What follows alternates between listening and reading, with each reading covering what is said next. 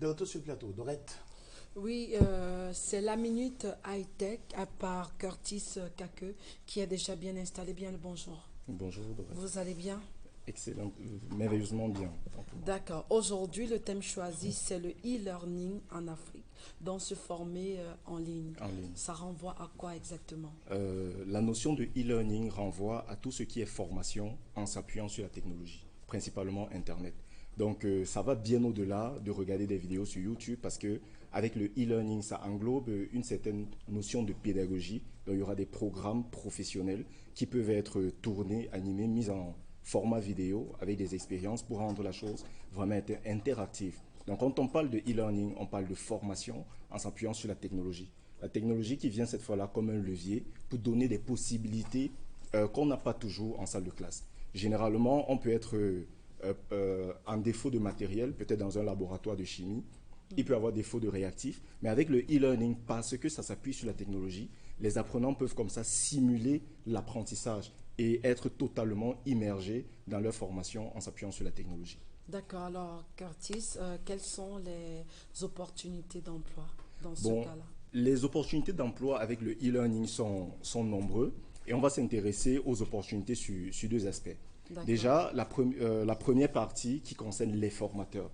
Aujourd'hui, les formateurs sont un peu limités ou alors les professionnels. Vous peut-être qui êtes artisan, vous êtes artiste, vous êtes journaliste, etc.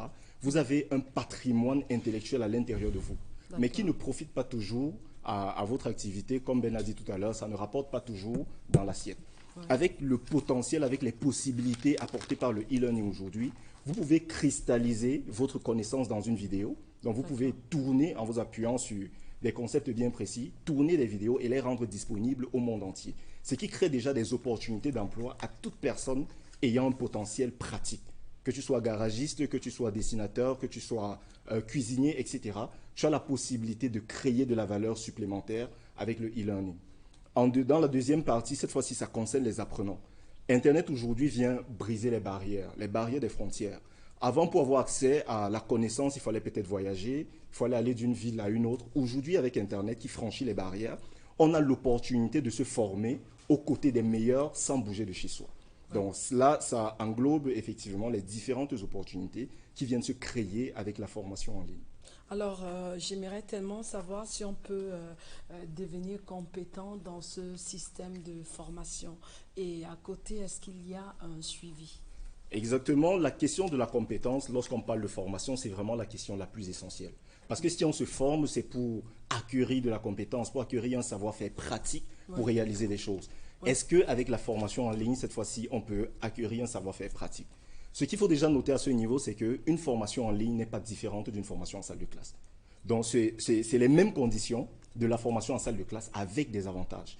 Pourquoi? Parce que vous avez la possibilité de faire reparler le professeur à l'infini. Donc, si vous D'accord. n'avez pas saisi quelque chose, vous pouvez réécouter encore et encore, vous pouvez stopper, vous pouvez faire des pratiques, vous pouvez être immergé et avoir une formation interactive. Parce qu'avec l'action du clic ou l'action du toucher, vous pouvez déplacer des éléments et cette fois-là, vivre la formation à votre rythme. Le e-learning aussi vient dépasser les frontières du temps parce que en classe, quand la formation tient sur 1 heure de temps, en e-learning, étant chez vous dans votre chambre, la formation peut tenir sur une journée. Donc Ouais. vous avez la possibilité vraiment Selon votre d'apprendre guise, quoi. à votre rythme, Ouais. vraiment, justement. Et nous sommes dans un monde dynamique aujourd'hui, nous sommes entre deux voyages, nous sommes en train de nous déplacer à gauche, à droite. C'est impossible de déplacer un professeur physique avec soi partout où on va.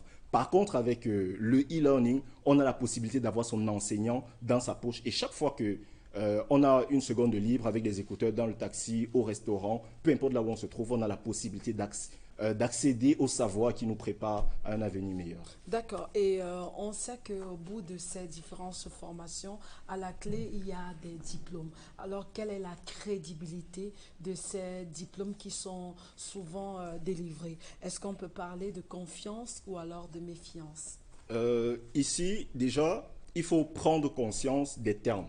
Il faudrait bien faire la différence entre une attestation, un certificat et un diplôme. Et c'est quoi la différence? Lorsque vous assistez à une formation, peu importe qui distribue, peu importe qui dispense la formation ou un événement, on peut vous délivrer une attestation de participation. Ça n'engage que la personne qui a organisé son événement. Donc ça n'a pas réellement de valeur au sens large si ce n'est dans la limite de la personne qui organise. Donc, on peut délivrer une attestation pour n'importe quoi. À côté de ça, il y a les certificats. Cette fois-là, des certificats de maîtrise qui vous dit, qui renvoient à une capacité pratique dans une industrie précise. Vous êtes certifié dans tel domaine de compétences. Cette fois-là également, c'est borné dans une industrie bien précise et la valeur de cette certification dépendra de la valeur de l'institution qui vous délivre ce certificat. Et pour finir, il y a le diplôme. Le diplôme, cette fois-là, qui donne accès à un niveau académique supplémentaire. Lorsque vous composez un examen national, organisé généralement par les autorités compétentes d'un pays, vous avez un nouveau diplôme qui vous hisse à un nouveau palier, dans le domaine académique, dans le domaine du droit professionnel. À ce niveau-ci, il faudrait donc être très regardant. Donc là, on peut avoir confiance à ces différents éléments, même aux certificats. Les certificats nous donnent beaucoup de confiance, mais là, il faut vraiment regarder l'institution qui délivre cela. Parce que là, nous sommes en e-learning et chaque plateforme de e-learning s'appuie sur une école, sur un centre de formation réel qui existe. Donc, quand vous arrivez sur une plateforme pour acquérir votre compétence, il faudrait regarder les références de l'institution mère qui distribue cette formation. Est-ce que cette institution a un agrément décerné par le ministère compétent en fonction des États? Ça, c'est ce qu'il faut regarder. Donc, pour donner sa confiance, il faudrait s'assurer que sur la plateforme en question, que la maison mère qui héberge cela puisse avoir les agréments nécessaires pour que les diplômes qu'on obtienne sur cette plateforme-là puissent nous servir à l'échelle nationale ou à l'échelle internationale. Le e-learning en Afrique, est-ce que c'est une réalité? Si oui, quelles sont les perspectives? Aujourd'hui, plus que jamais, le e-learning se présente comme une réalité en Afrique. Ça va même plus loin parce que c'est une opportunité. Je dirais même que c'est un levier de croissance. C'est un levier de croissance dans ce sens où le e-learning nous donne des possibilités infinies. Internet, c'est une réalité au Cameroun. Le smartphone, c'est une réalité au Cameroun. Donc, le e-learning, c'est également une réalité au Cameroun. Si je reviens à l'exemple de Ben qui disait tout à l'heure qu'il fallait créer des styles spécialisés, des salles de classe professionnelles dès la maternelle, en pratique, c'est très difficile. Parce que si pour les différents métiers qui existent, il faut créer une salle de classe spéciale, ça demande des infrastructures énormes. Et rien que la CIL suffirait à remplir toute une école primaire. Vous voyez, c'est hyper compliqué à mettre en place. Par contre, avec le e-learning, en encapsulant ces formations-là sous forme de vidéos, ces enfants-là auront accès à cette compétence-là même depuis chez eux. Donc, le e-learning permet aujourd'hui en Afrique de dépasser les frontières de l'infrastructure qui nous fait défaut aujourd'hui. D'accord. Puisqu'on parlait du e-learning, quelles sont les astuces que vous nous proposez ce jour?